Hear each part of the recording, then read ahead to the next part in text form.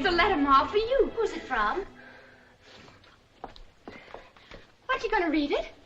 Your Pa and the boys will be in soon. We might as well wait. We'll just have to read it again when Pa gets here. Oh, please, Ma, it's for you. You've got it right. Aren't you dying to know what's in it? Seems to me you're the one that's dying.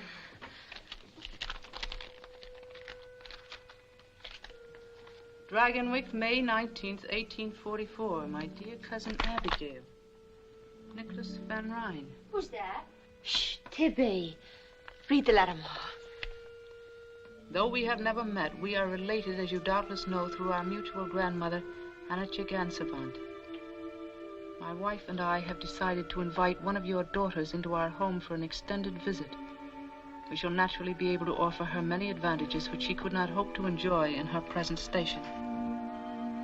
In return, if she pleases, she may serve as a companion to our 8-year-old child, Katrine.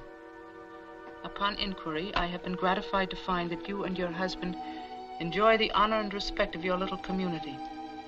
Be so good as to let me know at your earliest convenience which of your daughters you select, and I will make all suitable arrangements for her journey to Dragonwyck. Respectfully yours, Nicholas van Ryn. Golly. Is he really your cousin?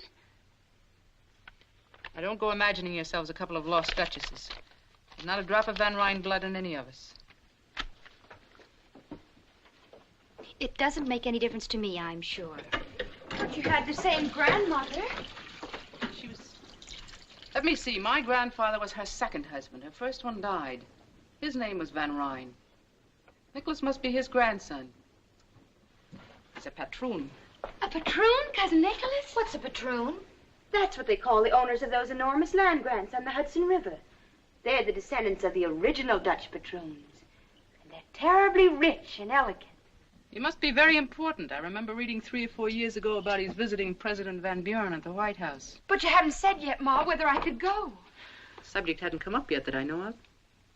I think it unlikely that your Pa will approve. He's more likely to if you do. And if we do decide to let one of you go, why not Tibby? Me? She wouldn't want to go. Would you, Tibby? I'm sure there isn't anything I want that I can't find right here. I'm not anxious to leave my home. That's not fair. You know I love you and Pa, all of you, in my home. It's just that, well, I try to be like everyone else and want what I'm supposed to want. But then I start thinking about people I've never known and places I've never been. Maybe if the letter hadn't come, I don't know. I must be loony. I was killing a hen for supper. You scour the drain board.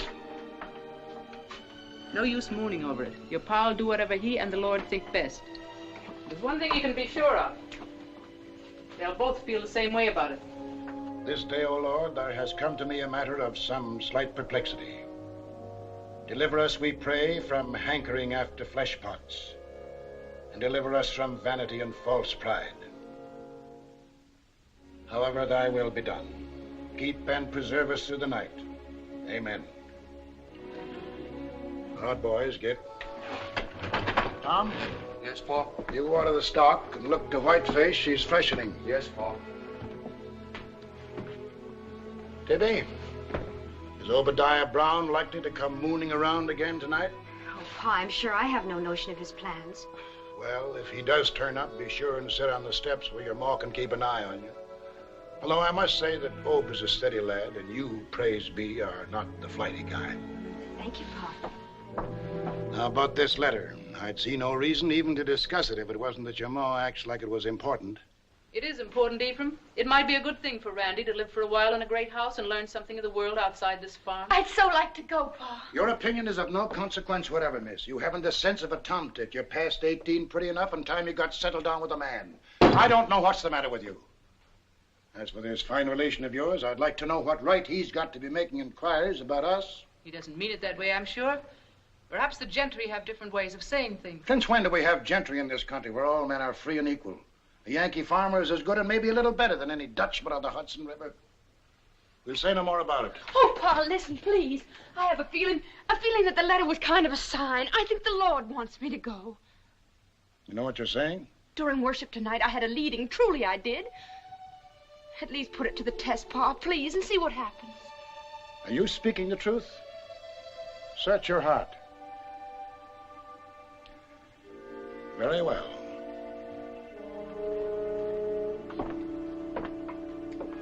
Close your eyes. Now open the book.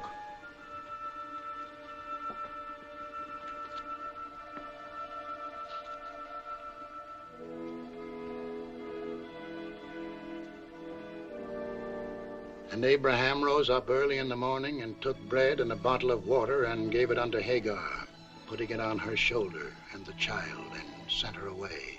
And she departed and wandered in the wilderness of Beersheba. Well, it's none too fitting, but it does seem to have some bearing. I'll sleep over the matter and pray on it. Come, Abby.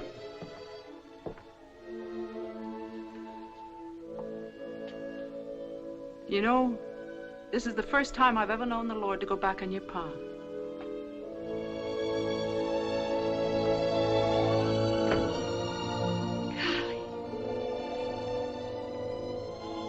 Golly Moses!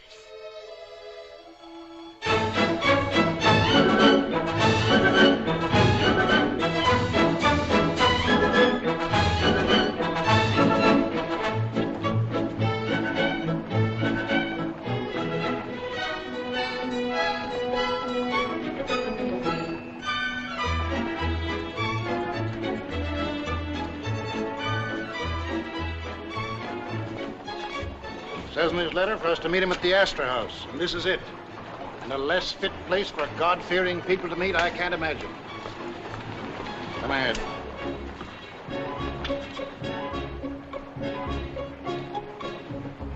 And, what can I do for you, my good man? Are you the tavern keeper? This is not a tavern, and I am not a keeper, my good man. And I am not your good man. We were to meet a Mr. Nicholas van Ryn. Perhaps you can tell... Mr. Nicholas van Ryn? But of course. You must be Mr. and Miss Wells. 1,000 pardons. How stupid of me not to have known it once.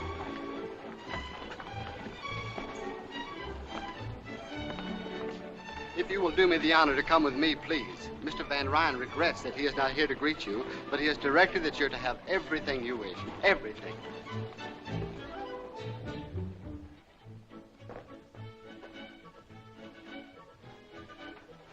What's all this? Dinner, sir. I didn't order any. Mr. Van Ryn ordered dinner served at this time, sir. Mr. Van Ryn is not here. Yes, sir. Oh, it's beautiful. The food looks as if it had been painted. Wouldn't surprise me a bit. That's the strangest fruit. It's cold when I eat it and warm when I swallow. Let me taste that. I thought so. It's got spirits in it. Just a little bit, and it's so good. Even a little bit of evil cannot be good, Miranda. Don't be too impatient with me. You won't have to hear me preach to you much longer. It's not that I'm impatient, Pa, really. But after Mr. Van Ryn went to all this trouble... It's no trouble to be wasteful, and there's something peculiar about a man who orders supper someplace when he's someplace else. How did he know what I wanted to eat? But there's everything here you could possibly want. Everything is what no man should ever want. Yes, Pa. We won't be alone much longer, Miranda. I want you to read with me.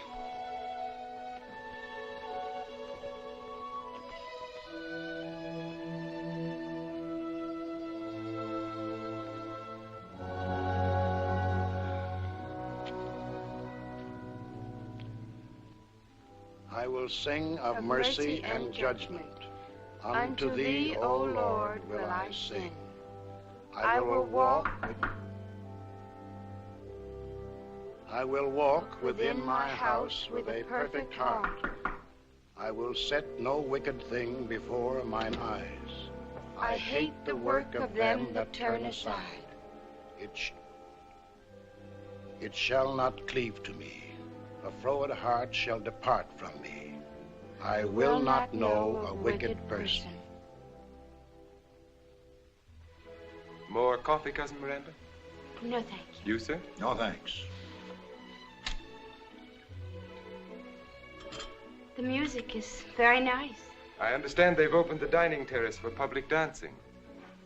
It would be fun to watch. I don't know what made me think you'd be a much older man, Mr. Van Ryn. You've mentioned my age several times now, sir. Does it affect your confidence in me? Alexander the Great, when he was younger than I, had conquered most of the world. Maybe if he'd been a little older, he'd have conquered all of it, or maybe he'd have had the good sense not to try in the first place.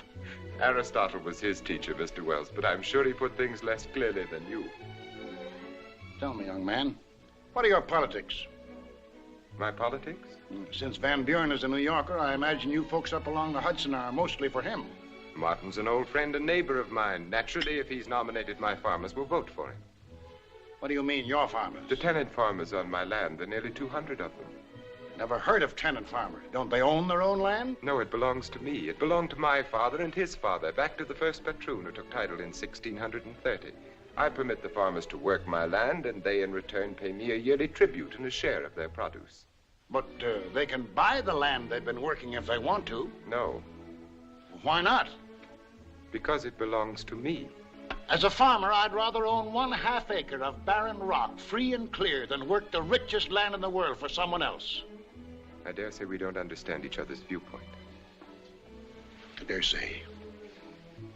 Cousin Nicholas, is that the new waltz dance they're dancing down there? It sounds very much like one. It doesn't look improper at all. Do you dance the waltz? Miranda. Yes, Cousin Miranda, I dance the waltz, but never in a public place. Oh. Our politics may not jibe, young man, but I like your manners. Well, some good may come to you out of this venture after all. I'm glad you think so, sir. Well, it's time for bed. Don't forget your prayers, Miranda. No, Pa. Good night. Good night, Cousin Nicholas. Good night. Cousin Miranda, Yes? on occasion we dance the waltz at Dragonwyck. Good night.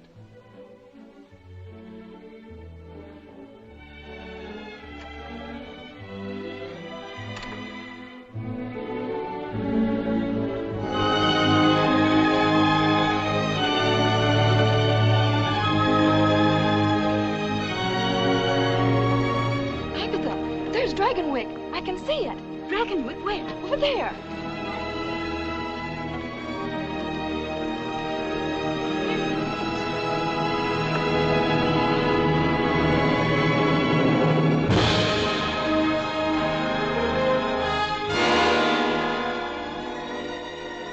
Golly Moses.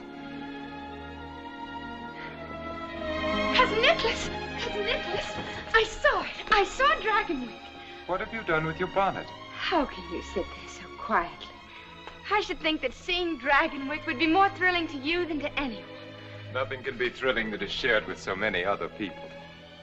Did you like what you saw? I'm afraid I've run out of words. I've said beautiful so often this afternoon. Every now and then you say golly. I prefer beautiful. I'll try to remember. Do you mind if I keep my bonnet off just a minute? The breeze feels so wonderful against my face. Tell me about Dragonwyck. How many rooms? I've never counted them. And lots of servants? I've never counted them either. Golly. I mean, imagine. The breeze must feel wonderful indeed with a face as beautiful as yours against it.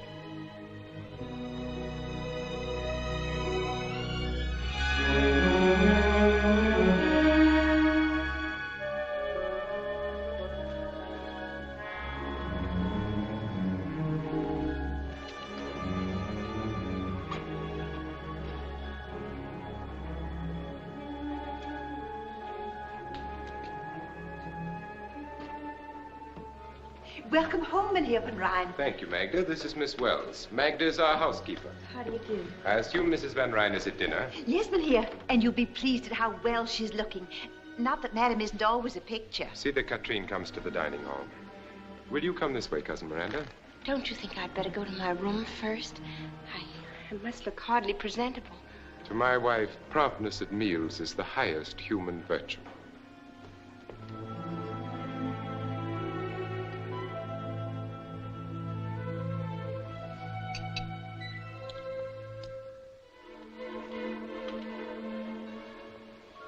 You're back.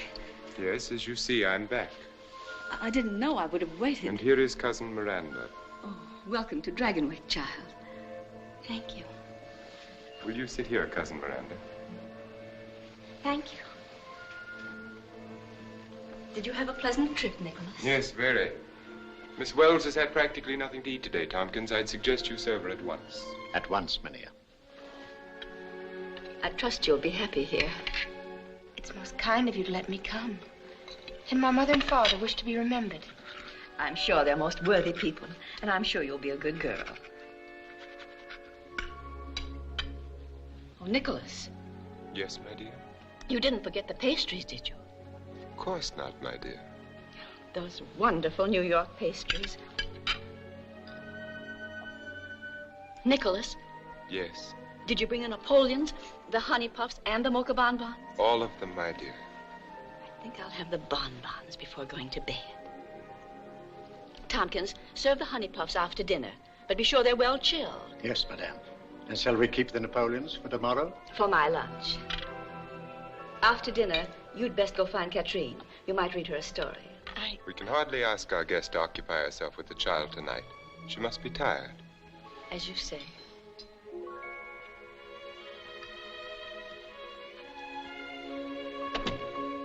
Oh, there you are, Pet. Don't shuffle your feet when you walk. And you're a naughty girl to stay away so much. I never can keep track of you. Have you had your dinner? Yes, Mama. This is your cousin Miranda, Katrine. Hello, Katrine. It would be courteous to return her greeting, don't you think?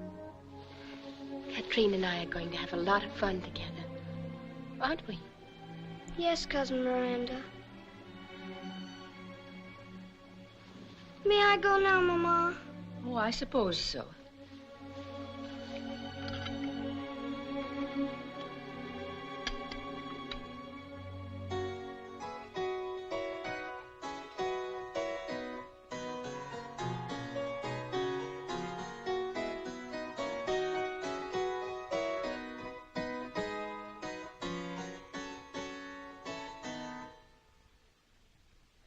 Who was she?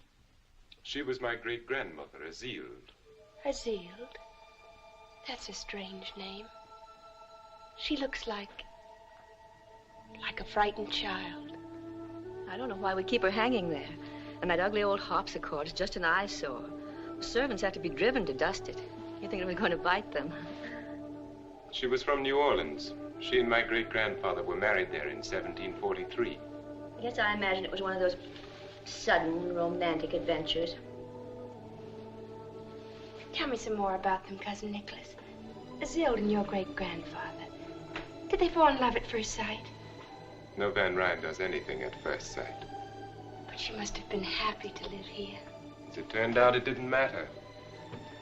Soon after their son was born, she died.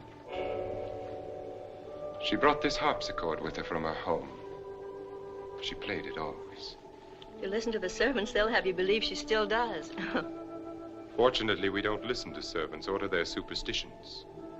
Oh, no, of course not. Isn't it rather late, Nicholas? Perhaps we should I shall stay up for a while, but if you wish to retire, my dear. Yes, I think I will. Well, good night, then. Good night. Good night.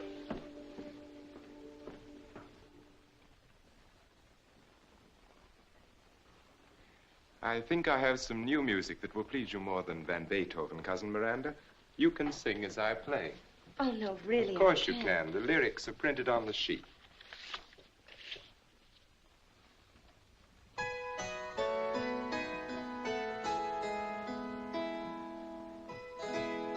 I dreamt that I dwelt in marble halls, with vassals and serfs at my side, and of all who assembled within those walls, that I was the hope and the pride. I had riches too great to count, could boast of a high ancestral name, but I also dreamt, which pleased me most, that you love me still the same. That you love me still the same. You You read the words with an extraordinary understanding. I've never seen them before. Then perhaps there is someone at home whom you've promised to love still the same? Oh, no. It is getting late. I'm sure you've had an exhausting day. I shall have Magda show you to your room. Thank you. Good night, then. Good night, Cousin Nicholas. Since we are not really cousins, I can see no reason why we should continue to call ourselves so. Good night, Miranda. Good night.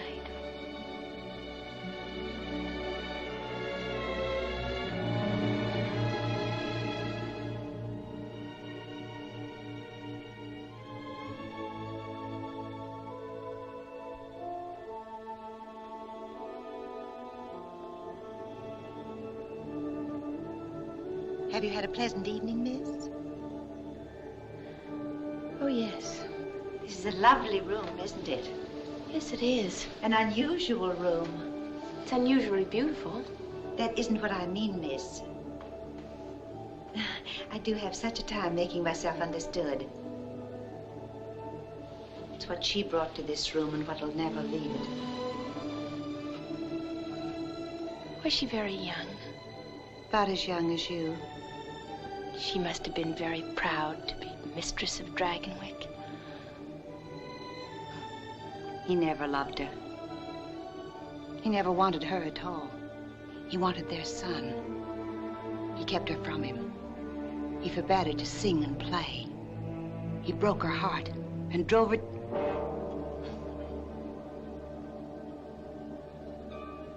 She prayed for disaster to come to the Van Ryns. And she swore that when it came, she'd always be here to sing and play. She killed herself in this room. This harpsichord. That's just kitchen gossip. Oh, you mustn't take me seriously, miss. No one ever does. May I take you to your room now? Thank you.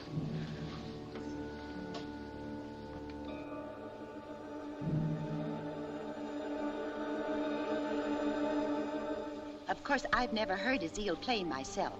They say in the kitchen I never shall. Even when she plays, I should say if she plays. You won't either because you've got no Van Ryn blood. But he'll hear her. And Katrine.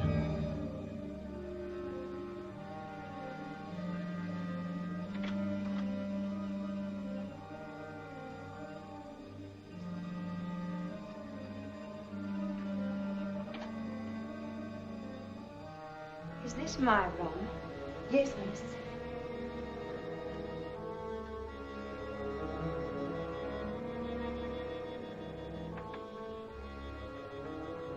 Will there be anything else you need, miss? Oh, no. Thank you. Well, good night, then. Good night, Magda.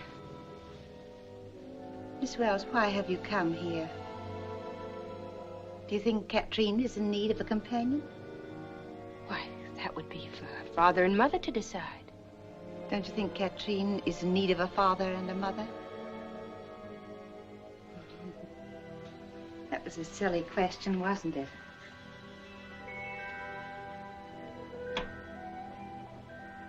You like it here? Of course I do. Of course you do. You like being waited on. I could see tonight it was the first time. You like peaches out of season. You like the feel of silk sheets against your young body. And one day you will wish with all your heart you'd never come to Dragonwyck.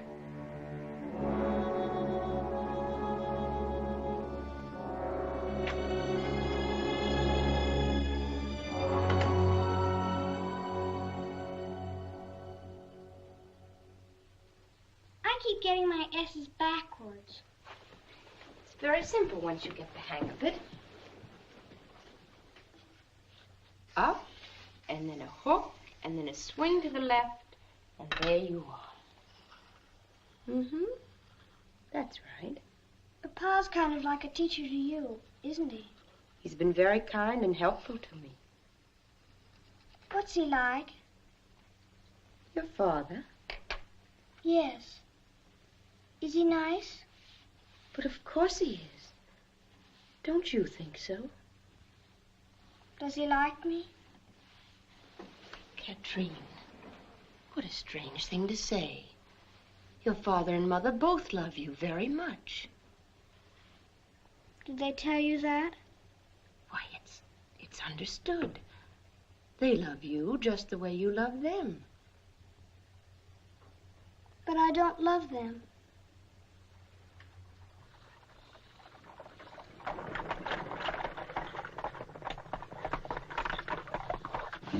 That must be the de Greniers. They've come for the Kermesse tomorrow. They're staying overnight. The Count's such a funny-looking little man. It isn't polite to stare. Did you say Count?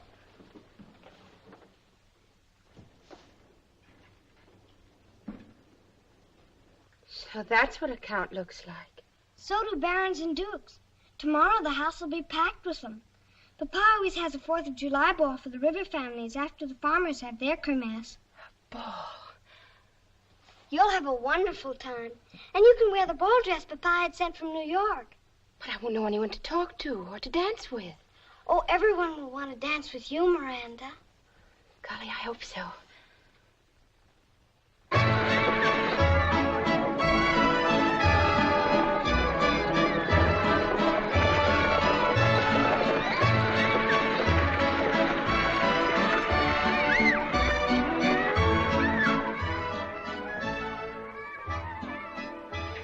This is where I hide every year to watch. Sometimes, after Papa leaves, I go and stand near the carousel. Perhaps you shouldn't have come, Katrine. It's wrong, you know, to disobey.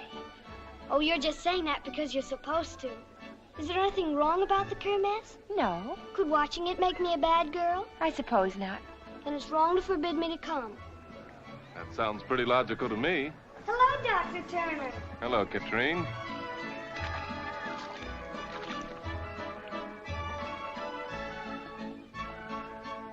Oh, this is Miranda. Wells. How do you do, Miss Wells? How do you do? Papa sent for her all the way from Connecticut to be my companion. She's a kind of a very distant cousin, but she's nice. I had no idea that the Van Ryns are around in Connecticut. We're not really cousins, but Mr. Van Ryn was kind enough to invite me to Dragonwyck. Whereabouts in Connecticut? Near Greenwich. But that's all farm country. Sheep and potatoes, mostly. You seem so startled, Doctor. Haven't you ever met anyone who came off a farm? Not anyone who came off a farm to live at Dragonwyck. It seems like an odd place for you girls to watch the Kermesse. You'd have much more fun over there. But we're really not supposed to be here. We're hiding so Papa doesn't see us. Katrine had her heart set on it. You know how children are about such things. Why, you wanted to see the Kermesse even more than I did. Don't worry, I'll keep your secret. Papa will never know from me about either of you. May I have the honor of seeing you again, Miss Wells? Why, yes, if you like. I would like, and soon. If you're sure it won't be too unpleasant for you. Unpleasant? Well, you see, the patroon and I don't get along very well. In fact, the first thing I've ever known us to agree on is bringing you here. I think that was a fine idea. Well, happy Independence Day. Bye. Oh, I like him so much. I wish he could be my doctor, too, instead of just the farmers. Why doesn't he like your father? Because Papa doesn't like him either. Why not? Papa never says why not. Oh, here they come!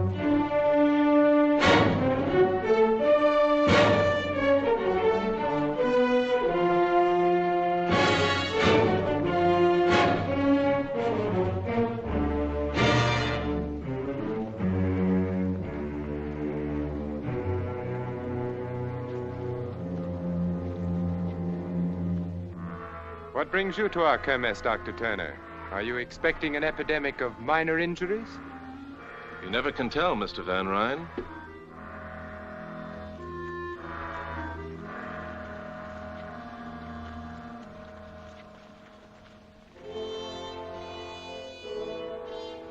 This chair came from Holland with the first patroon. It represents, among other things, over 200 years of extreme discomfort. The patroon is ready. The first man will come forward, bringing with him rent and tribute. Klaas Bleeker, hill farm. Rent, winter, wheat, and... You've brought nothing with you, Klaus? No. Perhaps your crops were poor. My crops were all right. Take your hat off when you speak to the patroon. I'm a free American citizen. I take my hat off to no man. What you do with your hat is your own concern. Are you ready to pay your rent? No. Nor will you ever again get so much as a grain of wheat from me. It is your purpose, then, to farm my lands and enjoy the privileges I allow you without making any return. Your lands? Did you hear that? His lands! For 200 years, the Bleakers have worked the hill farm. And for longer than that, it has belonged to the Van Ryn. We've paid the worth of it many times over, and you know it. Well, here's the finish. I'm sorry to hear it. But since you feel that way, I order you to leave my land by tomorrow noon. If you are not gone, I shall have the proper authorities put you off. Have the next man step forward. Otto Gebhardt. Won't you reconsider your decision, Mr. Van Ryn? Klaus Bleeker and his wife and children have no home other than his farm. Where will he take them? I see you've come empty-handed, Otto. Have you a reason? You know the reason. It's his birthright as a free citizen of a free country. These men are not alone. The anti-rent movement has swept New York State. Man, take your head out of the sand and help to solve this problem peacefully. Because it's got to be solved, peacefully or not. Speak up, Otto. I'll bring the stuff tomorrow, sir, if that will suit. Will the rest of you men step forward, please? I have something to say. Tired of listening and talking and listening!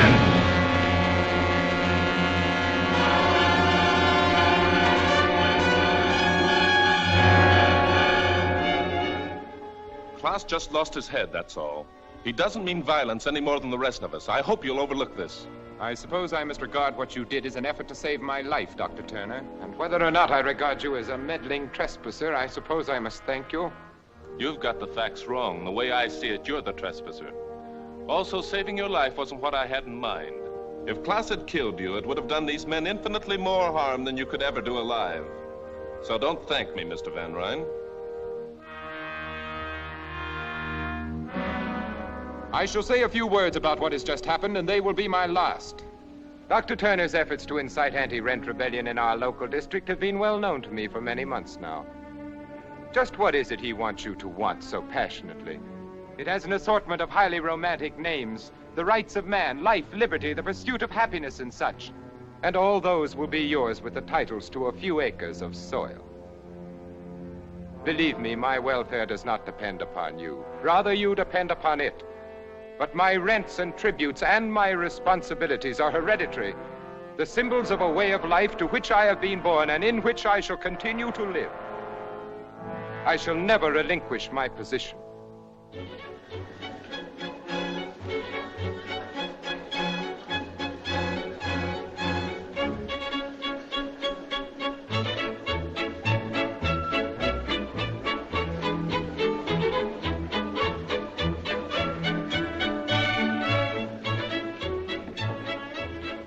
I beg your pardon, mademoiselle. But are you not Miss Wells, the companion to little Catherine? Yes, I am. I have not had the honor. Will you permit me to present myself? Henri, racontez-leur le discours de M. Van Ryn ce matin. Le discours? Oui. De quel discours? Non, pas du tout, pas du tout. Oui, il y a eu un Je n'ai jamais vu un homme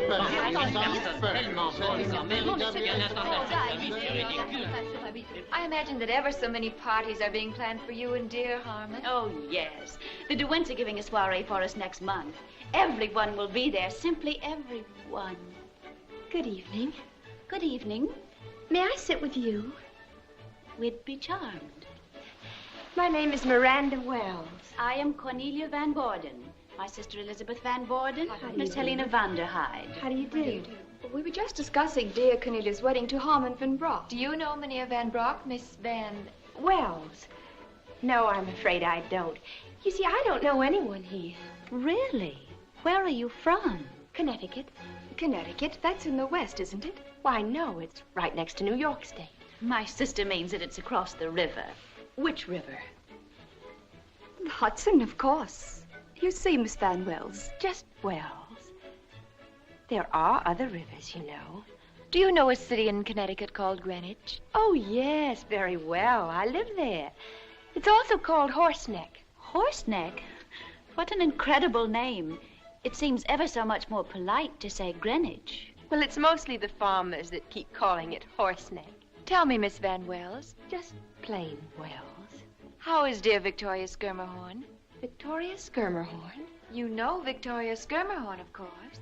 I know of Victoria Skirmerhorn, but I'm afraid I've never met Victoria Skirmerhorn. But you live in Greenwich. Well, you see, I don't live in Greenwich. My father owns a little farm just outside. Your father is a farmer. Who is his patroon? There aren't any patroons in Connecticut. Why not? Because there just aren't any. I think that's very odd. I don't. I think my father would rather own half an acre of barren rock in his own name than work the richest land in the world for somebody else. You're raising your voice, Miss Van Wells. It's just plain Wells. And I'll raise my voice if I like. What makes you think you're so much better than I am? We never said we were. The thought seems to have originated with you. And what's more, I never even heard of Victoria Skirmerhorn.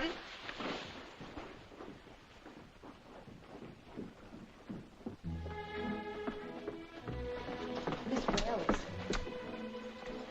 is there anything I can do for you? No, thank you, Magda. Of course, it's only my humble opinion, but I think you're the most beautiful lady at the ball. That's very kind of you, Magda. All of the servants think so. I can't understand why you haven't danced every dance. Then I suppose most of the gentlemen are spoken for.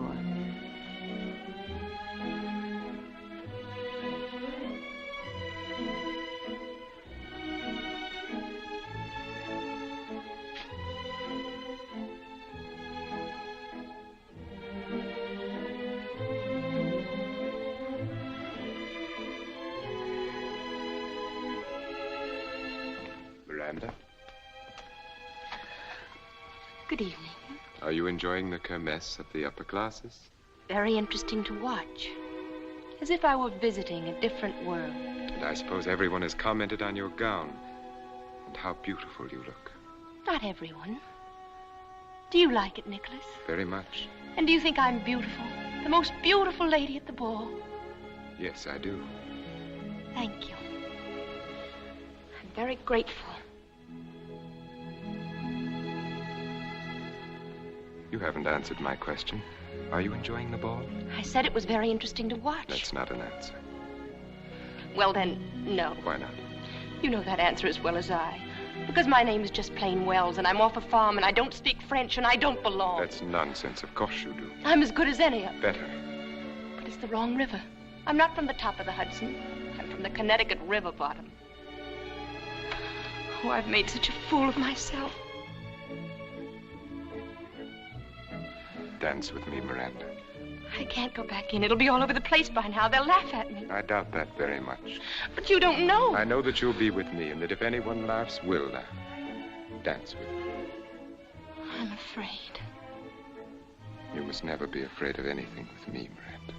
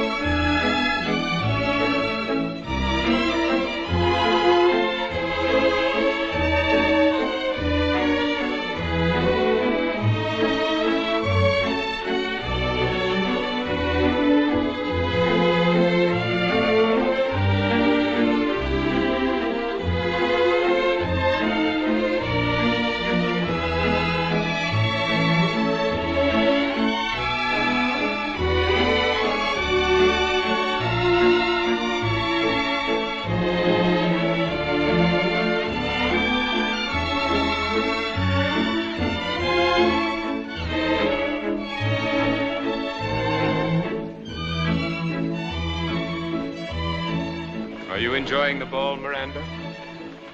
Well, aren't you going to answer my question? I can only think of one thing to say, and you won't like it. Say it anyway. Golly Moses!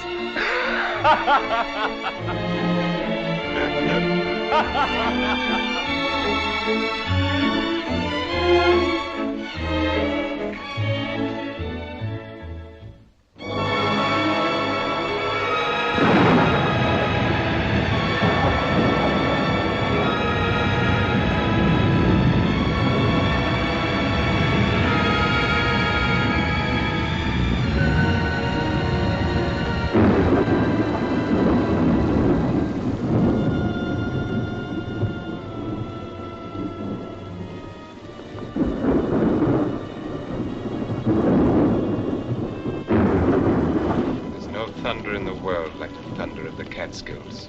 The lightning seems to set the mountains on fire and they roar back.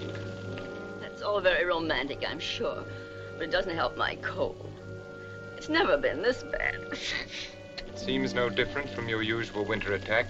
But we've always closed the manor in the winter and gone to New York. Now I'm sick. If I must be here, why can't I even have Dr. Hamilton to look after me?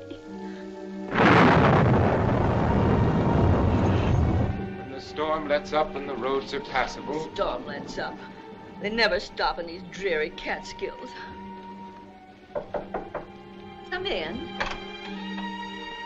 What do you want? Mynheer van Ryn asked this be brought to you.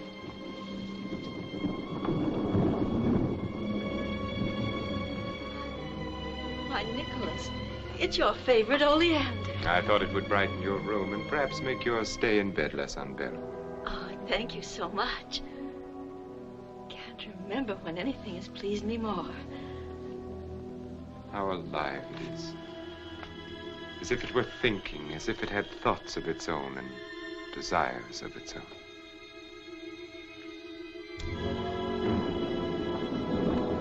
I know how greatly you treasure it, and I'm all the happier that you thought to bring it to me.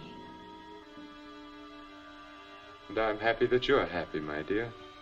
Now I'm sure that you'll want to rest. Nicholas. Yes? You're going to your tower room again, aren't you? Yes, why? The servants must think it's strange that you spend so much time up there. And I find it strange that you should think about what they think. What could you possibly do up there? Possibly anything from pinning butterflies to hiding an insane twin brother. Actually, I read. I hope that my explanation satisfies you. I'm sick. Haven't you even let Dr. Hamilton know? Your happiness at the oleander seems to have faded pretty quickly. You can't imagine what it's like to be sick in this miserable, drab house. I cannot imagine that Dragonwyck could be either miserable or drab, except to those who reflect misery or drabness from within themselves.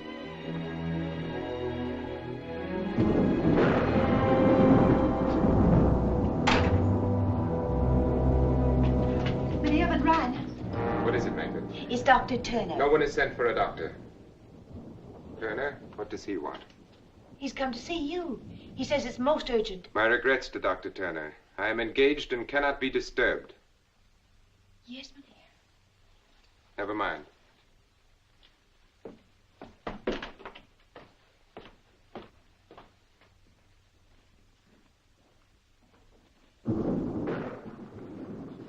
Sorry to intrude like this, Mr. Van Ryn, but it's most important. Yes? Klaus Bleeker's been arrested for murder. It's a pity you weren't there to stop him this time. I was there. He didn't kill anyone. There was an anti-rent riot at Smoky Hollow. Klaus wasn't anywhere near the boy that was killed, but they blamed it on him. If by they you mean the patroons, you must also mean me. The farmers aren't going to stand for this. They've threatened to storm the Hudson jail. With shouts of liberty, equality, fraternity, I take it. Just what is it you want me to do, Doctor? Help my enemy to defeat me? I want your assurance that Klaus Bleeker will have a fair and just trial. Let me make my position clear, Dr. Turner. Whether Klaus Bleeker lives or dies is of no more concern to me than my life was to him. Or you. That seems to be perfectly clear. Good evening. Good evening. Won't you stay for dinner, Doctor? No, thank you. Miranda, have Tompkins set another place. I'd rather not, if you don't mind. Perhaps I spoke a little hastily, Doctor. I might be able to help. Well, that's a pretty sudden change of mind. What brought it on? I assume that John Van Buren is to prosecute the trial, is he not? Yes. He's a close personal friend of mine. You still haven't told me what changed your mind. Dr. Turner, you have my assurance Klaus Bleeker will have a fair trial. Now you might do something for me. Mrs. Van Ryn has a severe cold. Will you help her if you can? Yes, certainly. I'll show you to her room.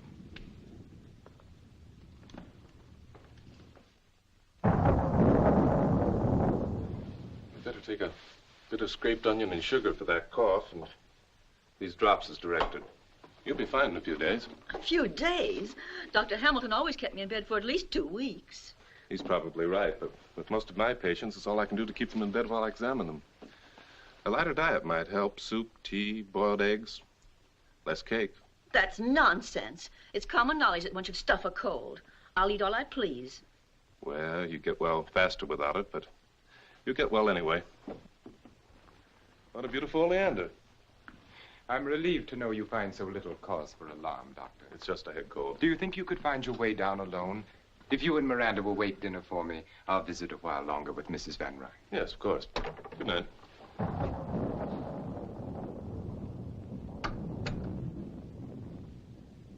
Dr. Hamilton usually encourages you to eat. But then, of course, he has the tolerance of experience and age. Turner is young and relentless. You told him you wanted to stay and visit with me for a while. What did you mean by that? Precisely what I said. Just to stay and be with me?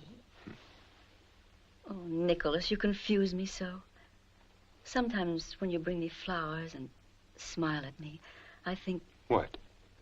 That you like me and want me. And sometimes... Yes?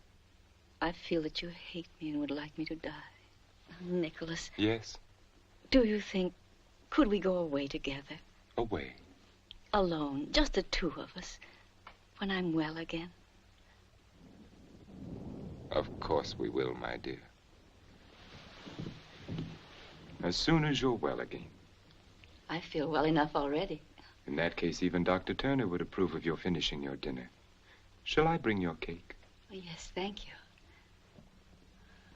You know, it's funny. The day we first met, last summer at the Kermesse, I thought we had very much in common. As time went on, we'd have more and more. But the way it worked out, frankly, right now, I don't think you have the slightest idea what to talk to me about. It's funny, isn't it? Would you care for some sherry wine, Doctor? No, thank you. I believe I'll have a glass. Forgive me, please. We fell to reminiscing, and it wasn't until Magda came in that I remembered you were waiting. We shall dine at once. Of course, Doctor, you're not to think of starting back on a night like this. You'll stay over. No, really, I We'll have... consider your objections overruled and the matter settled.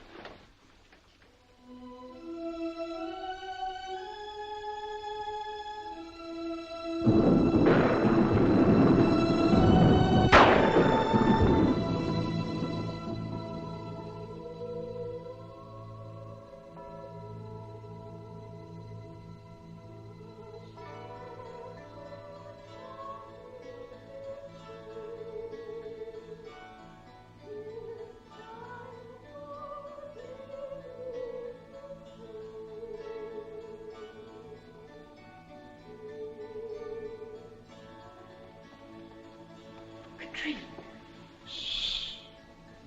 Why aren't you asleep? Because I don't want to sleep. It's so beautiful.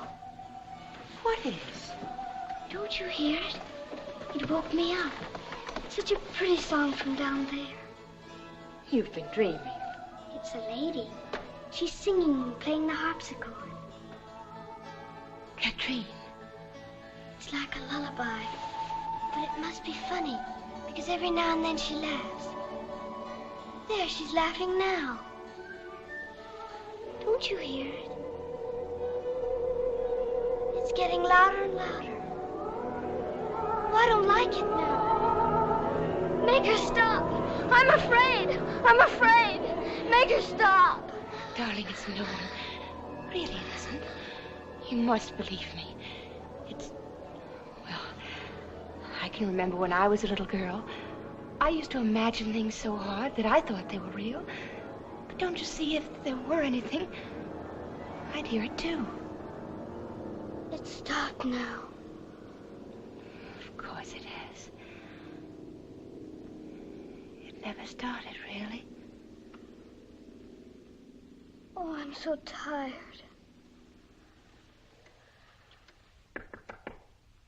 What is it? It's Mrs. Van Ryn. She's very sick. Tell me, what happened? About an hour ago, she woke up and started to rage. Oh, the pain must have been terrible. Magda, what's the matter? It's Mrs. Van Ryn. Oh, she was moaning so. Did she take any medicine before I gave her? No. You'd better send for Mr. Van Ryn. I have.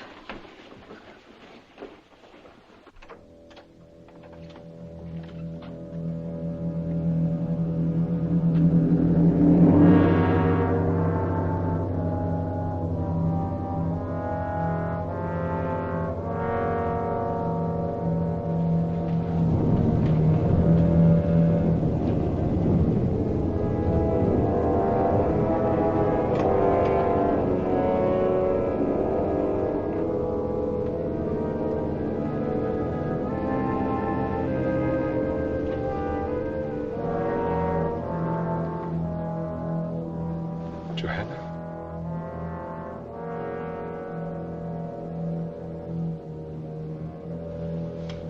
Dr. Turner. I can't understand it. It doesn't make sense. Are you sure she took nothing but those drops I left? Not while I was with her, sir. Except for Magda, no one was with her but me. I gave her some cake.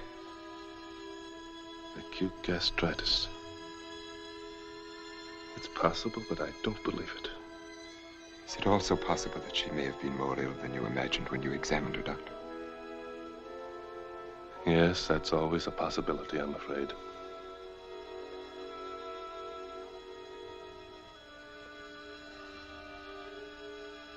See that the pastor is notified at once. And have him come to me.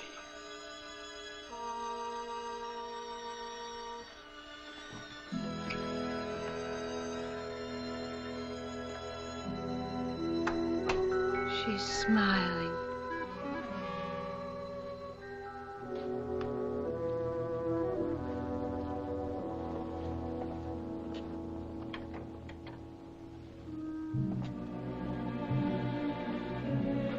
I'm sure he didn't mean that you were to blame. Whether he meant it or not. I don't know why she died. That's shameful, isn't it? For a doctor not to know. It's funny the way she ate. Almost passionately, as if she wanted from eating what she couldn't have. You better get some sleep. Good night. Good night.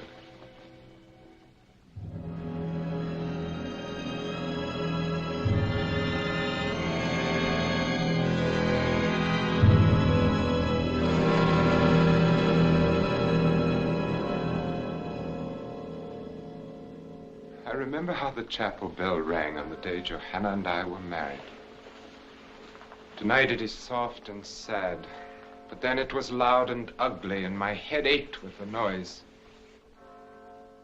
Johanna laughed and said it was a heavenly bell that would ring for us until death. We were never happy, but our life together was tolerable until Katrine was born. And then we knew that Johanna could have no more children, that I was to have no son, that there were to be no more Van Ryns after me, that I was to be the last. I wish I knew something that I could say that would help you. I want to so much. Do you, Miranda? At an unhappy time like this, it must be difficult, I know, to think of anything else. But what has happened was beyond human control, Nicholas. You must have faith. In God, I intend to. I must not feel that my life is finished, and I won't. As long as you are with me.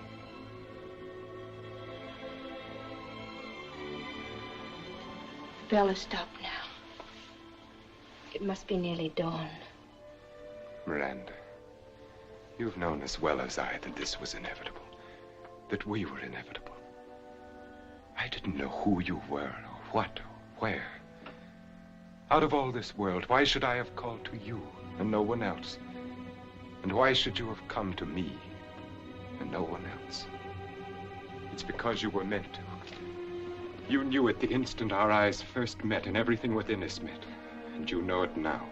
You have no right to say that, to talk like this, please. You couldn't help yourself any more than I.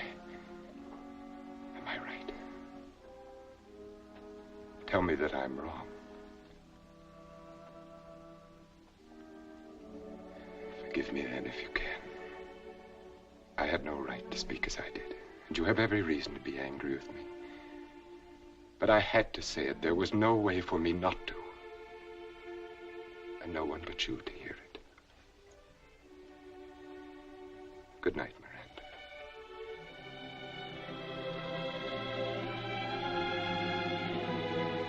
Good night, Nicholas.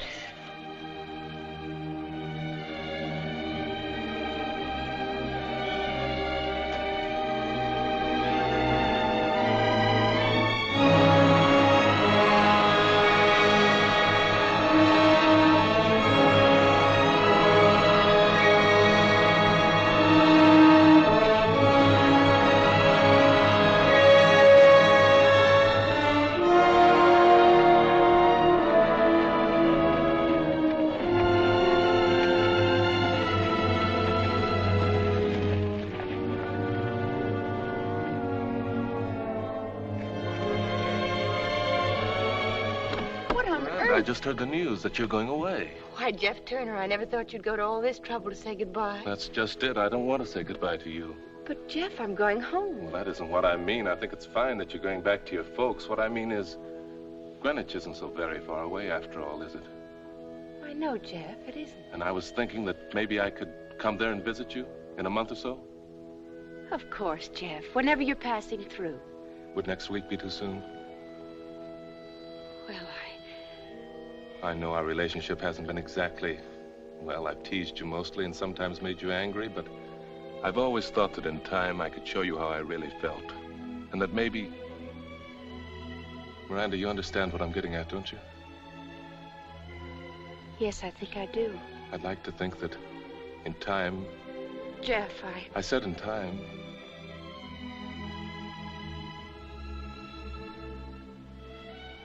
Is it that hopeless?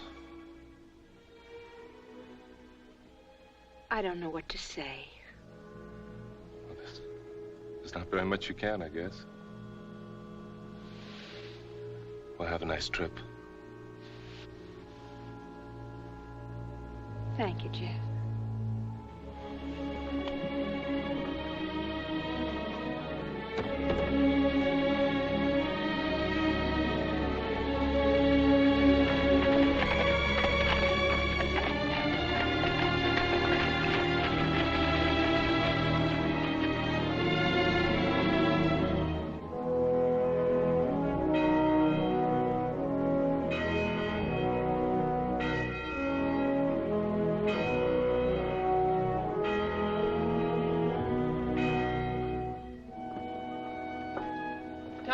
See that Nat and Seth get to the pump before they come in the house.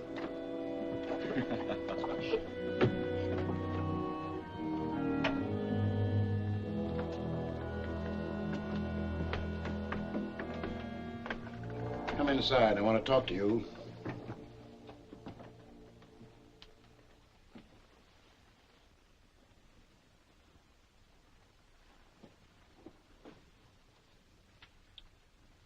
Close that door and come over here and sit down.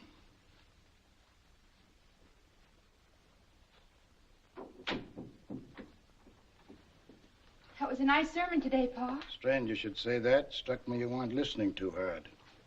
I heard every word of it. Struck me your mind wasn't on it at all. Where is your mind? What's the matter with you? Nothing's the matter, I tell you. Now, Abby, I'm going to get to the bottom of this. I've made up my mind. But if there's nothing the matter... You were the first to see it. For months, you've fretted and worried. Miranda can't sleep. She won't eat. She can't smile anymore. Talk to her, Ephraim. All right. I'm talking. Since the day you drove in here in that fancy rig, you've been no more one of us than if you'd never come home at all. Ephraim, please. You hung your fancy outfits in the closets and you acted like you never took them off. You won't sleep and you won't eat because your home's not fine enough.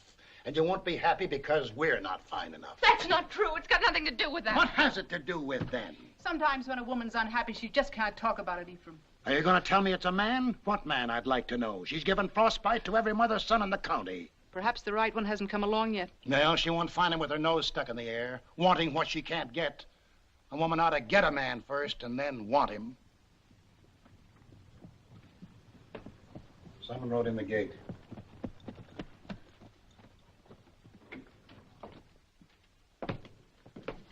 Here's a message for Ephraim Wells, Esquire, from Weed's Tavern in Greenwich. Who's it from? I don't know, but I can tell you how to find out. Read it.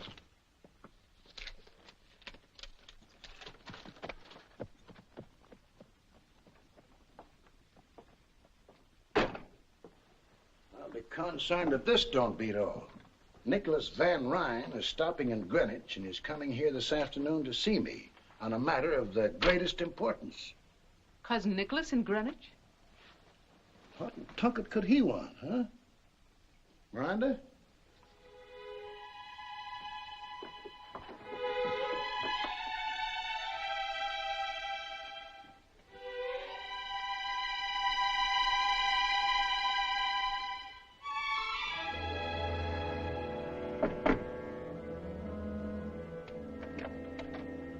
Mr. Wells, how do you do? Nicholas.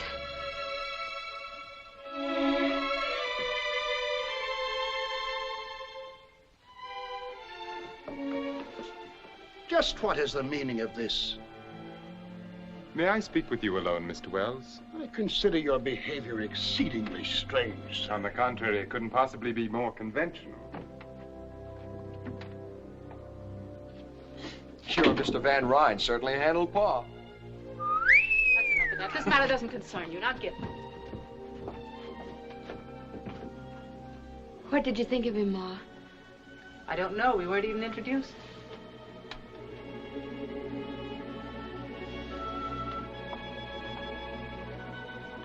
That was just in the excitement of the moment.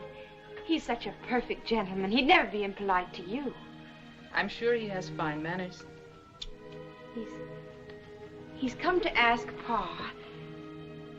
He wants to marry me. I know. How do you know? Ever since you've been home, you've never brought his name up once.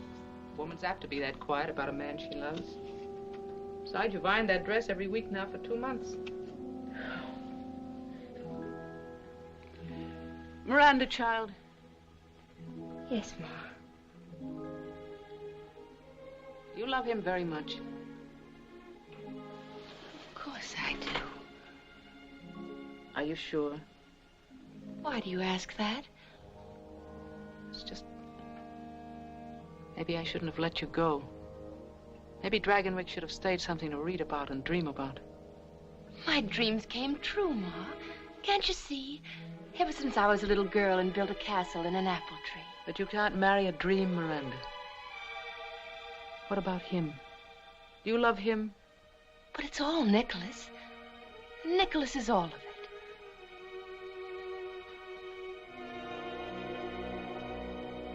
You're acting so strangely. Almost as if you were afraid. Miranda, Abigail, come on in here.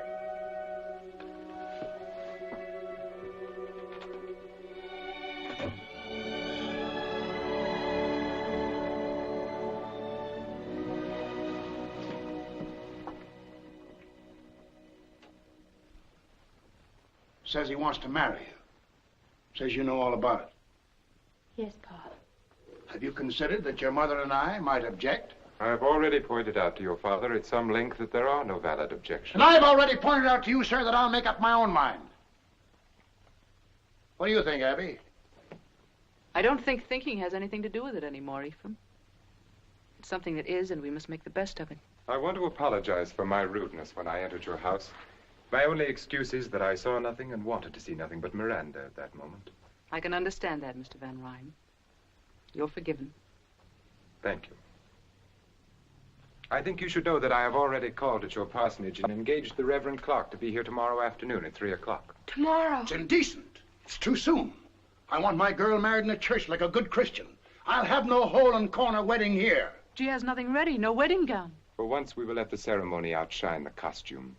Whatever dress Miranda wears will be forever cherished as her wedding gown. Got a lot of pretty words. Too many for me. Miranda, you got plenty at stake here. You'd better say something. I'll do whatever Nicholas thinks best. So be it. Amen, Mr. Wells. And now I must return to Greenwich. Miranda, will you walk with me to my carriage? Until tomorrow, then. Goodbye.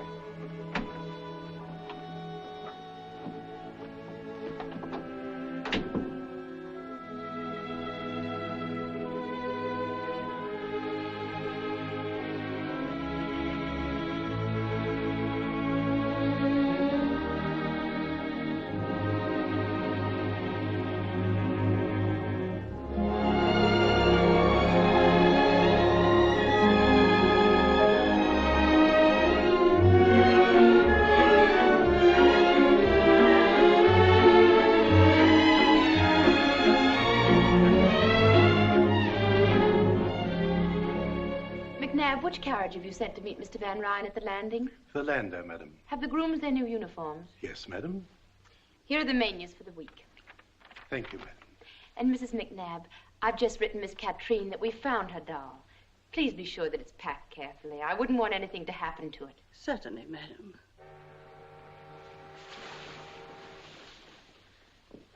We'll let the linen room go until this afternoon. Perhaps you should let it go until tomorrow, madam. What with Mr. Van Ryn coming back and everything? I won't overdo it. And remember, not a word to Mr. Van Ryn about everything. I want to be the one to tell him. Of course, madam.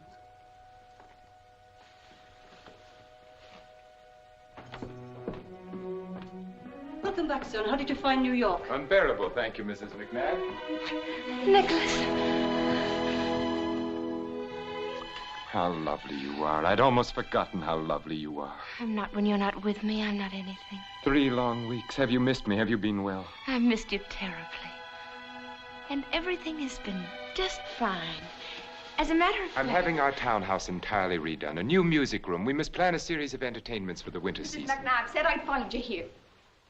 Oh, I beg your pardon. I didn't know. That's all right, Peggy. This is Mr. Van Ryn. Was it anything important? Well, it was just a reminder that you ate none of your breakfast this morning. And all of your favorite dishes, too. We won't talk about food if you don't mind. You'll eat every bite of your lunch or there'll be quite a bit of talk. You carry on as if you'd cooked it yourself. Me? I couldn't cook the bottom of a pan. But she managed to burn my best India muslin negligee. That I did, sir. The ironing is worse than the cooking. And she ruined it completely when she tried to sew it together again. True. Me sewing is even more horrible than me ironing. What would I be wanting with the likes of a greenhorn like you? Can you tell me? That I can't. But you'll eat your lunch just the same. And what was that strange little creature? That was Peggy. Peggy O'Malley. I assumed it had a name. What was it doing here? I've engaged her as my personal maid. Your maid, that untidy little cripple? She's not untidy, and her leg's no fault of hers. She's had a miserable life.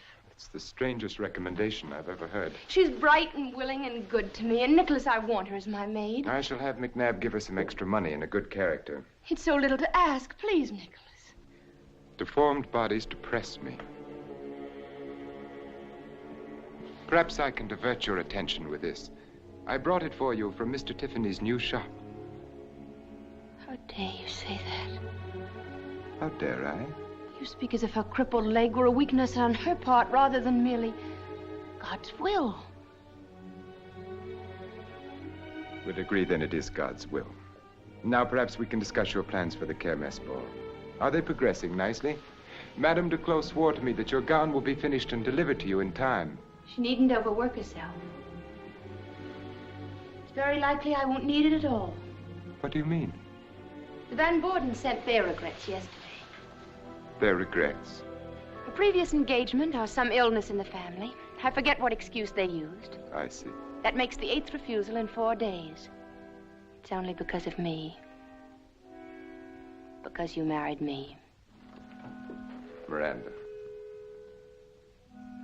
You are Mrs. Nicholas van Ryn. You will be with me wherever I am always. Luncheon is served. Thank you, McNabb. Nicholas. Yes? Sometimes I think that we... That we what? I think about that night. The night she died.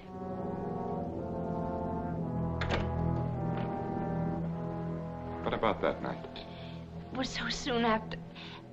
Perhaps we should have waited to decide. In the hope that our gossip-mongering neighbors would be more approving. I don't care whether they know, Nicholas. It's just that we do, and so does God. I've never heard you speak so childishly, Miranda. You might well be on your father's knee. Do you believe there is a God who spends eternity snooping on human behavior and punishing all violators of the pastor's latest sermon? That's not what I mean at all. What do you mean? Well, I believe that God has put a sense of right and wrong within all of us. And that when we do wrong, no matter if no one else knows, we do. And you've remembered that ever since your Sunday school days, haven't you? That's a good girl. Now let us enjoy our lunch. Nicholas, you do believe in God. I believe in myself, and I am answerable to myself. I will not live according to printed mottos like the directions on a medicine bottle.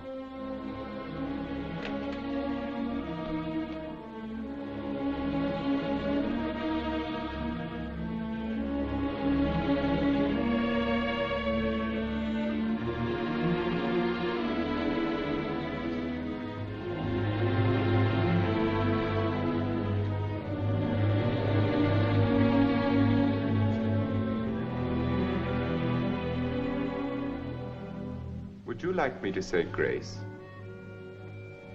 That won't be necessary. Then I shall begin our salad dressing.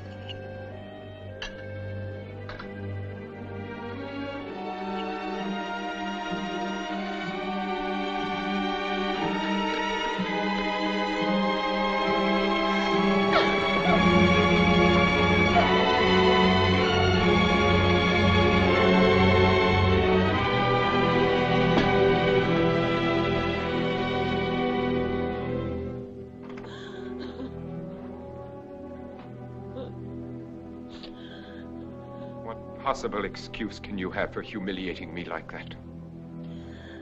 Miranda, what is the matter with you? I believe in God. It is your privilege. I have no intention. And so will my child believe in him. Miranda. And I will pray to God to make him healthy and strong and happy. Miranda, is it true? Yes, are you glad? And now may I have Peggy as a reward, if nothing else? Have I done something to please you at last?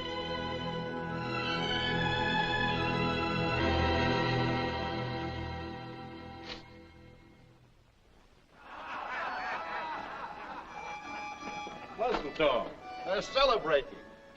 I'm going to celebrate, too, and get drunk. John Young's our new governor, and the farmers of New York State have got a right to celebrate and get drunk.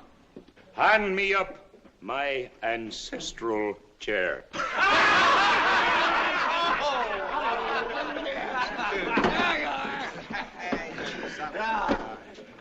Take off your heads in the presence of the poltroon. Tom Wilson, come forward, bringing all your money and all your crops, and thank the good, kind poltroon for taking them off your hands. I don't have to know more. John Young's the governor, and the Constitution's been changed. I can buy my farm. It's the law. That's right.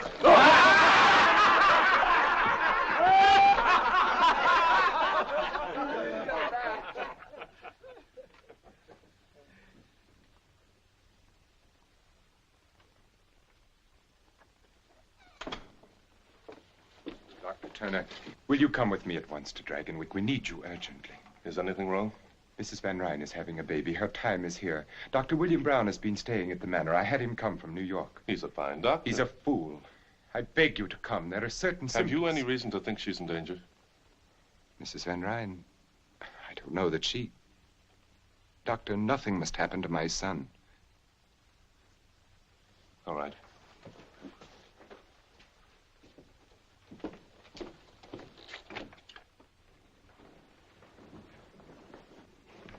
She's been took bad, and they won't let me near her.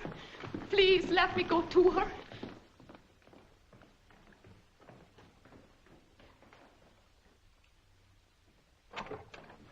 What is it, Dr. Brown? What has happened? Everything's quite all right, Mr. Van Ryn. Quite.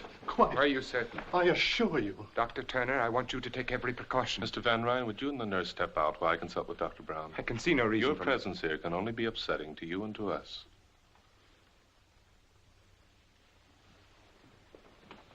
Dr. Turner, thank heaven you've come. I can't assume this responsibility alone any longer. The man's a maniac. I think he'd kill me if anything went wrong. Nonsense. My dear fellow, you just don't know. When I tried to resign from the case and return to New York, he had me locked in my room. He watches me all the time through those icy eyes of his. Sometimes I think he's mesmerizing me. Have you been giving her laudanum? Yes. As far as he is concerned, everything's quite normal. There is an irregularity in the child's heartbeat. But as you know, it's sometimes hard to catch through the stethoscope. Yes, it often is. I think I'll wait until she wakes a little before I examine her. In the meantime, Doctor, why don't you get some rest? If you'll take over for a little while, my room is just down the corridor. I will call you if you need it. And don't worry. Thank you, Doctor. Thank you.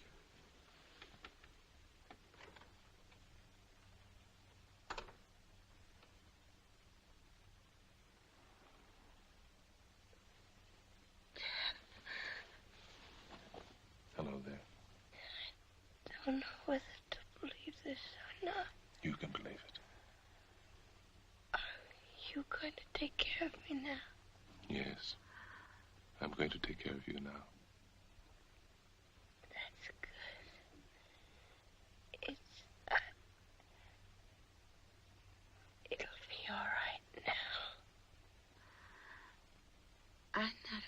anymore. Don't be afraid. Call Dr. Brown. Jeff, help me. I'll always help you.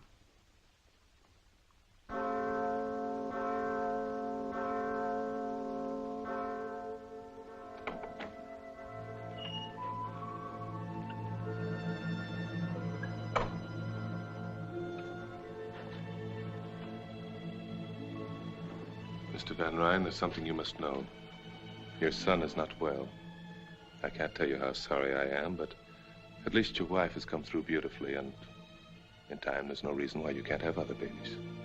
My son is entirely well, Dr. Turner. I appreciate your services, and you will be suitably recompensed. But he can't live. His heart is malformed. It's a miracle he wasn't stillborn. It's nobody's fault. Nothing could have prevented it. It's just a tragic accident. You will find a carriage waiting to take you to your home. You just won't face facts, will you? You never believe anything you don't want to.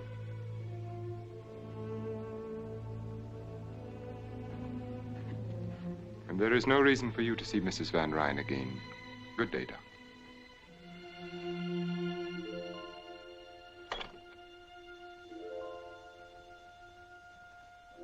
Adrian Peter van Ryn, I baptize thee in the name of the Father, and of the Son, and of the Holy Ghost. Amen. We yield thee hearty thanks, most merciful Father, that it hath pleased thee to regenerate this infant for thy Holy Spirit, to receive him for thine own child by adoption, and to incorporate him into thy holy church. Amen. Please accept my most sincere congratulations, Mynheer van Ryn. Thank you, Dominic. You understand, of course, that this house ceremony was only at the insistence of Mrs. Van Ryn. In a month or two, my son will be properly baptized in the Dragonwyck Church. Of course. No, Nicholas. We can thank God that he was baptized just in time.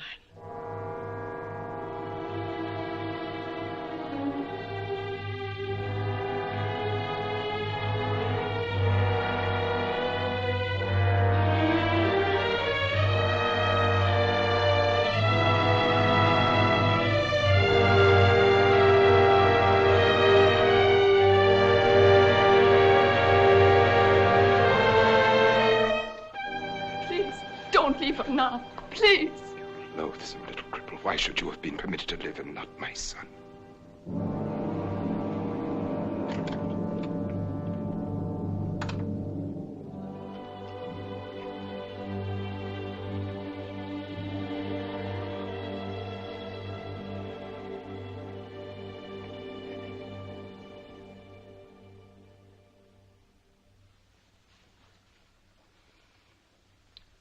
Should I light some candles?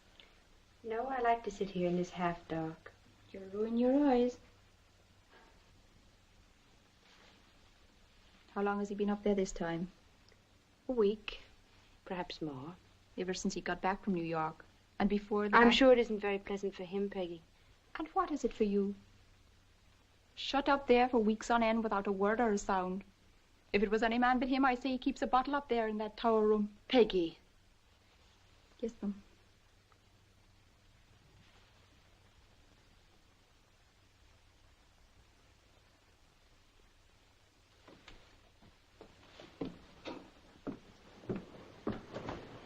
I'm going with you.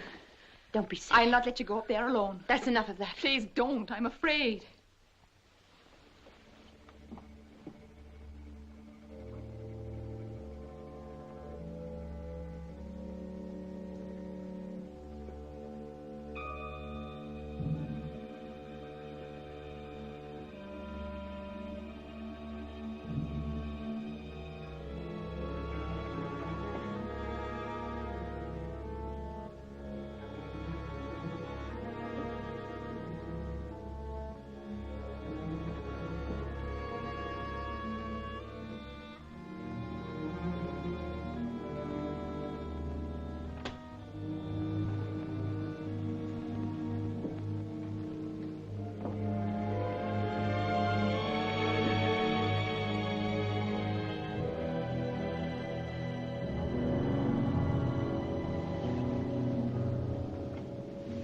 So it's you. Yes, Nicholas.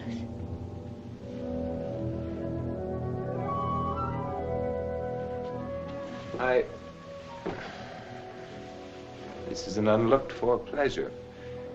I wasn't expecting you. Frankly, I'd almost succeeded in forgetting you. Don't be frightened. I'm not frightened. I'm sure you're not.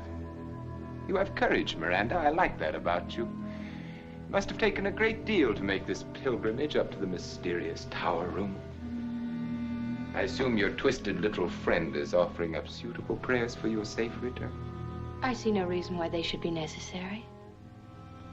Tell me, are you disappointed in what you found here? I'm sure you expected velvet drapes, some heathen idols, an altar for human sacrifice, at least. Nicholas, what do you do here? What do I do?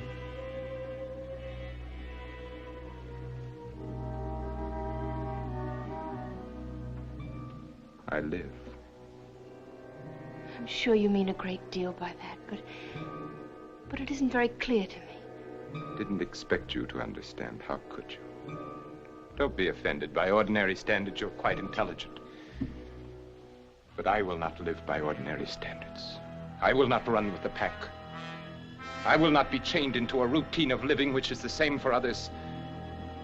I will not look to the ground and move on the ground with the rest. Not so long as there are those mountaintops and clouds, and limitless space. I'm sure you are still unable to understand. I want to try if you'll help me. Shall I?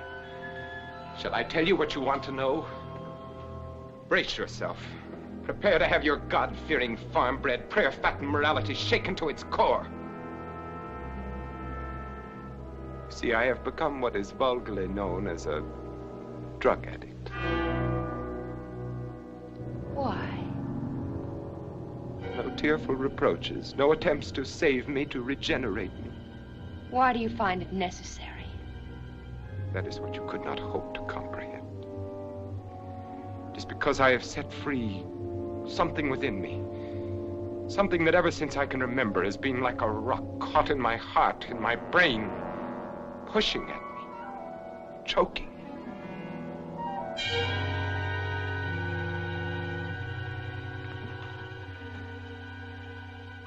I know you better than you think.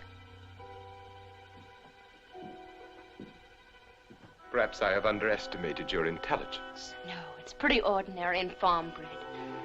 I couldn't follow everything you said, but I think it's pretty simple. You're just plain running away. Is it as simple as that? I've seen farmers with their crops ruined and their cattle dead, and most of them just go to work. But some of them blame their troubles on God and get drunk. To forget, to run away and hide. That's what you're doing, Nicholas.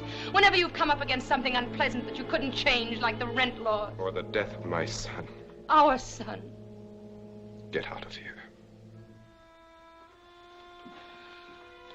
Nicholas, let me help. I don't need to be helped. Help me, then. Please don't shut me out like this. Let me be unhappy with you and happy again. Let me be part of you. Let me love you and love me, too.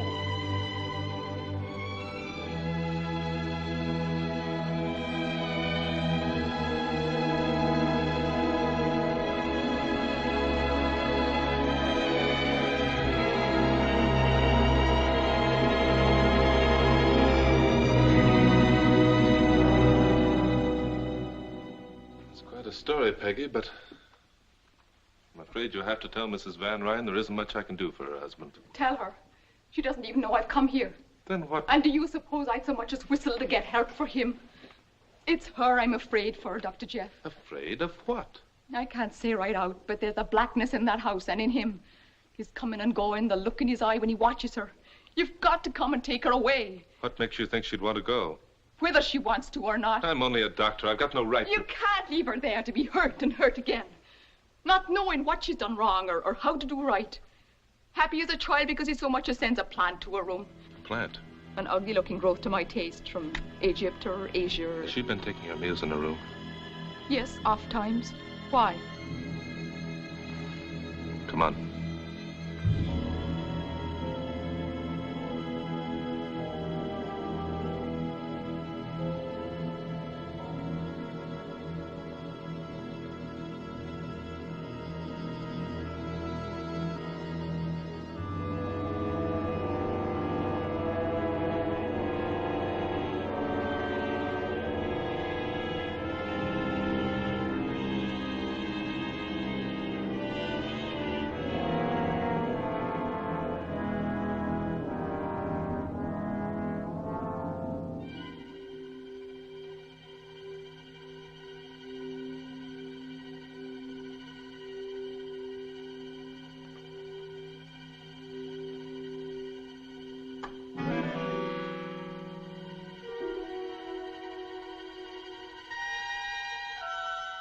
Please don't stop on my account. Your father wouldn't have. I remember how he continued to read so doggedly. Ephraim Wells took his religion without flinching, the way a strong man should. Nicholas, what do you want? I appreciate the warmth of your greeting, the quick happiness in your face at my appearance, your pleasure at my company. Why have you come here? Inasmuch as this is my house, must I explain my presence in it? Of course not. Forgive me, I'm so tired. I'm sure you are. This has been a trying time for you. And yet, strangely enough, your tribulations seem to have become you. I cannot remember you more beautiful than you are now. And your beauty amazes me as much now as always. Your strength, the earthiness of your peasant stock, and more, your grace, your unexpected look of quality. It would be a pity if we were not to have another. If you were barren. That's a matter of the Lord's will. Yes, the Lord. I'd forgotten. The Lord who giveth life and also takes it away. Why did he take my son's life? I have no way of knowing that. It could not have been without purpose. No one gives life, takes it without purpose. Why do you suppose you are here, Miranda? By the Lord's will or by mine? What you are is the reflection of what I wanted you to be. You live the life that I gave you. Now you do look frightened. What are you thinking?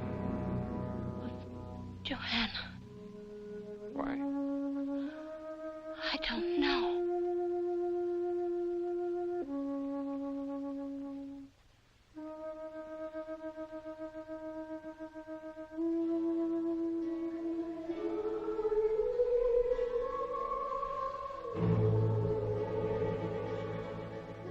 Do you hear it? What? Nothing. Wind through the trees. There is no wind. There is. A creaking board somewhere. It's not important. It's stopped now. But I didn't hear anything. Neither did I. Yes, you do. It's from the Red Room. The harpsichord is ill. Stop it. Then Katrine did hear her that night when Joanna... And you must have heard it, too. And you must have been listening the night our little son... I never believed it, really. But now I do.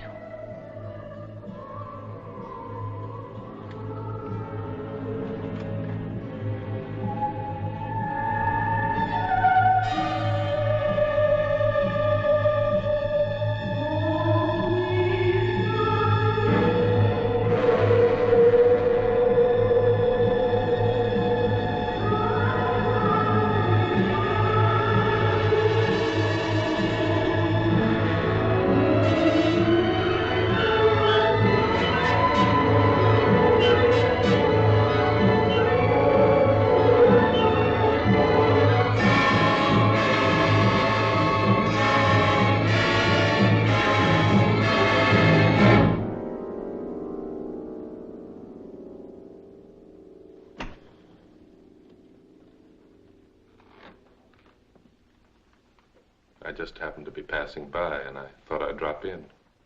Passing by. I see. Summoned in the best heroic tradition by the faithful little cripple. And have you an army of farmers equipped with pitchforks lurking in the garden? No. That fight's all over, and you lost it. But Peggy seemed worried about you, so I... Do I look as if I needed medical aid rushed to me in the dead of the night? You can hardly expect a diagnosis from me based upon your appearance alone. It's good to know you have become more careful in your diagnoses, Doctor. I can recall when you were less thorough. I've improved a lot since then. There was much room for improvement.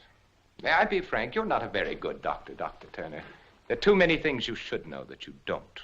I still insist I've improved. For one thing, I've learned a great deal about plant life. I would think that human life were more to the point. I've discovered that the two are strangely related. You know, in a way, you're responsible for it all. How nice. We must discuss your discoveries sometime soon. What about right now? Jeff, what are you doing here at this time of night? The patroon and I are discussing flowers. Flowers? And while we're on the subject, I suppose you've thanked him prettily for the lovely plant in your room? I don't understand. It doesn't matter. He does.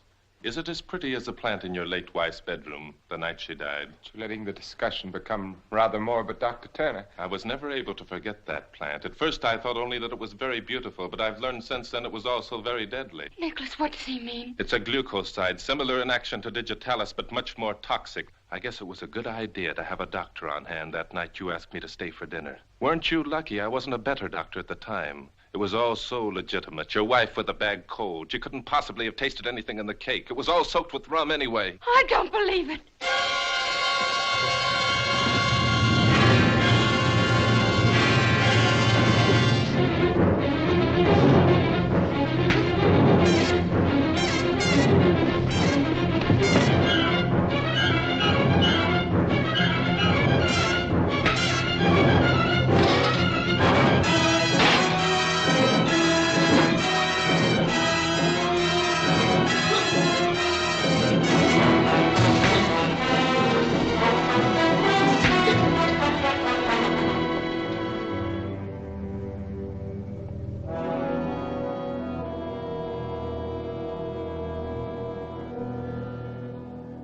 Miranda, you better come with us.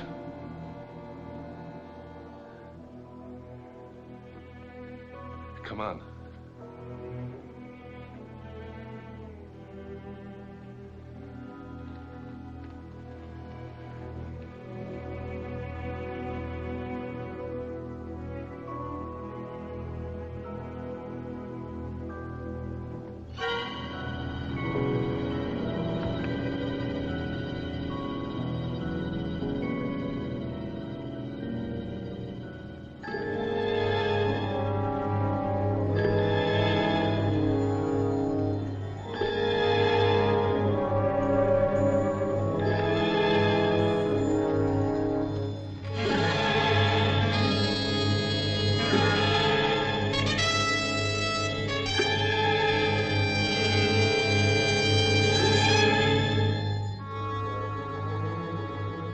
Tom Wilson, Sheb Ribbling, Gebhardt, Brown, Berger. Come forward, all of you. I have something to say to you. Apparently, I have not yet been able to make my position clear. I will try once more. Believe me, my patience has come to an end. Lives, liberties, happinesses. Pursue them where you will. Sing and dance and dip them in bronze if you like. But you will not destroy Dragonwyck. You will not take away from me what has been mine for more than 200 years. No babbling idiot of a governor will make laws that have to do with my manor, with the manor that my son... that my son will inherit.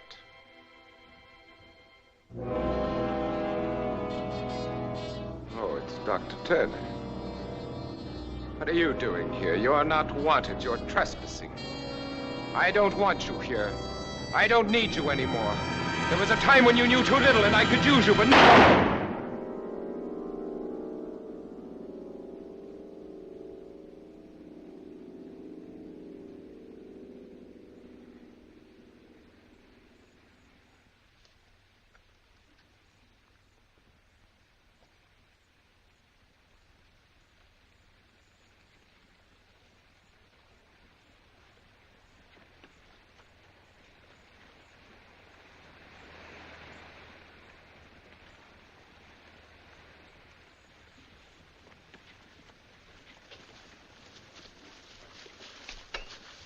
If you don't mind, Mr. Van Ryn, I'll have to ask you to come along with us.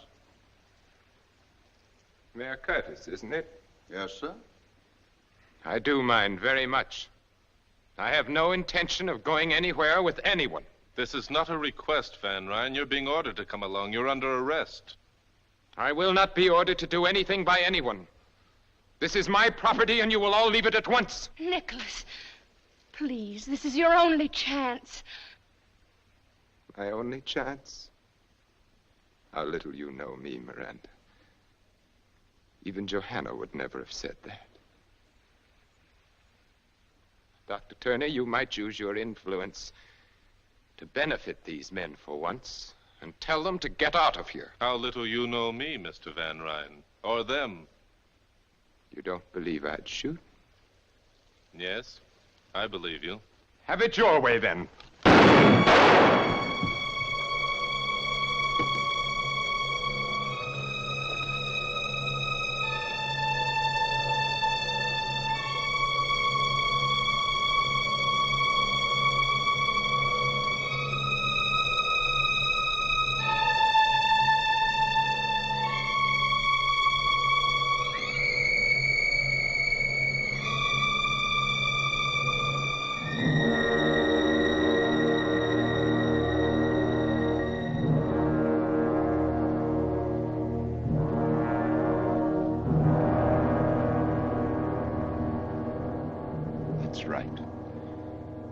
Take off your hats in the presence of the patrol.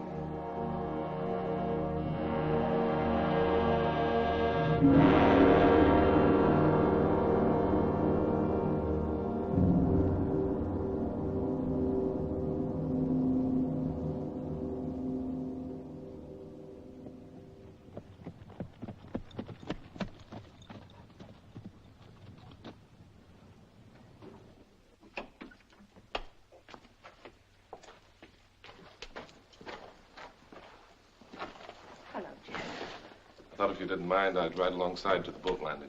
You're welcome to ride inside. Thanks. I'd like nothing more, but then I'd have to ride back here and not alone. You understand? Of course I do. Goodbye, Mrs. McNabb. And thank you for everything. It'll be lonely here without you, Mrs. Van Ryn. Mrs. Van Ryn. Suddenly it sounded strange to hear you called that.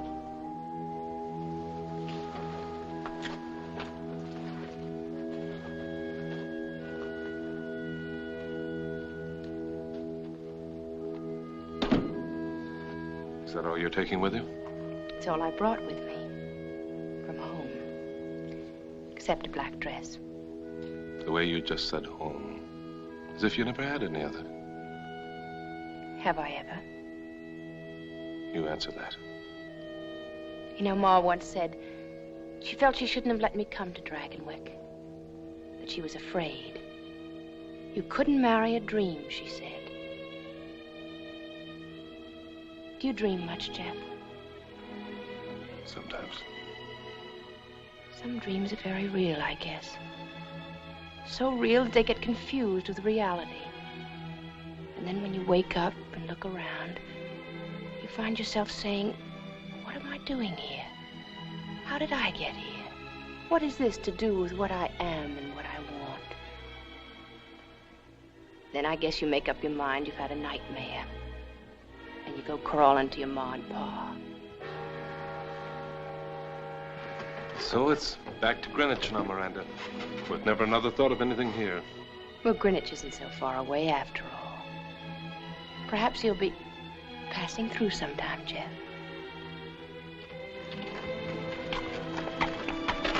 Would next week be too soon?